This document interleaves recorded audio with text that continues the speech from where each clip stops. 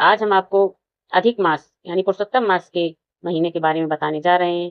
इसके लिए आप मेरे चैनल को लाइक करें, सब्सक्राइब करें। आज कथा इस प्रकार है। सनातन धर्म में हर 32 महीने और 16 दिनों के अंतराल पर आने वाले अतिरिक्त चंद्र मास को अधिक मास, मलमास या पुरुषोत्तम मास कहा जाता है।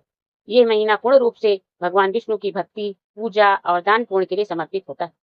अधिक मास मलमास की पौराणिक कथा है।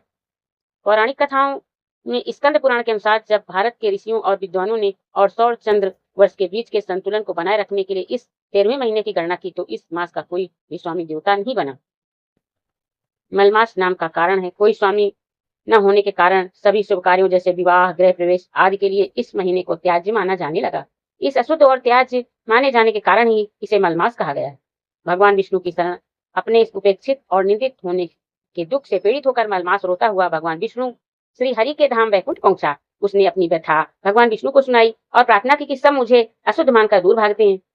पुरुषोत्तम मास की उपाधि मलमास की प्रार्थना सुनकर भगवान विष्णु करुणा से भर गए। उन्होंने उस मास को अपने धाम में आश्रय दिया और अपना ही एक दिव्य नाम पुरुषोत्तम उसे प्रदान किया। वरदान भगवान विष्णु ने यह वरदान दिया कि आज से तुम मेरे नाम से पुरुषोत्तम मास के रूप में जाने जाओगे। जो भी मनुष्य इस महीने में निष्काम भाव से व्रत, दान और ईश्वर की आराधना करेगा उसके सारे पाप नष्ट हो जाएंगे और उसे अश्वमेध यज्ञ के समान फल की प्राप्ति होगी। पुरुषोत्तम मास में क्या करें? ये महीना भौतिक सुख सुविधाओं की शुरुआत के बजाय आत्मशुद्धि और आध्यात्मिक उन्नति के लिए सर्वोत्तम माना गया है। इस दौरान निम्नलिखित कार्य विशेष रूप से फलदायी होते हैं। मंत्र जाप। इस पूरे माह में भगवान विष्णु के मंत्रों का जाप और उनकी पूजा अर्चना करनी चाहिए। दान पुण्य। जरूरतमंदों को वस्त्र, अन्न और दीप दान करने से सौभाग्य की वृद्धि होती है। धार्मिक ग्रंथ पढ़ने चाहिए जिसमें कि श्रीमद् भागवत गीता, विष्णु पुराण और कथाओं का नित्य पाठ करना चाहिए। मलमास में क्या नहीं करना चाहिए? चूंकि ये समय पूर्णतः आध्यात्मिक है इसलिए भौतिक या सांसारिक कार्यों से बचने की सलाह दी जाती है। इस मास में नए घर की नींव रखना, विवाह, संस्कार, मुंडन और कोई भी नया मांगलिक कार्य सामान्यतः वर्जित माने जाते हैं।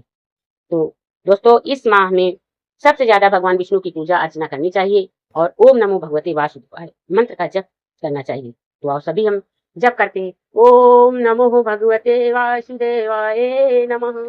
ओम नमो भगवते वासुदेवाय नमः। ओम नमो भगवते वासुदेवाय नमः। ओम नमो भगवते वासुदेवाय नमः। ओम नमो भगवते वासुदेवाय नमः। इस मंत्र का उच्चारण सुबह उठकर प्रतिदिन हमें करना चाहिए और आंवले के वृक्ष में 1 लोटा जल अवश्य चढ़ाना चाहिए जिससे सुख, समृद्धि, सौभाग्य की प्राप्ति होती है और भगवान धन धान से सभी को परिपूर्ण करते हैं।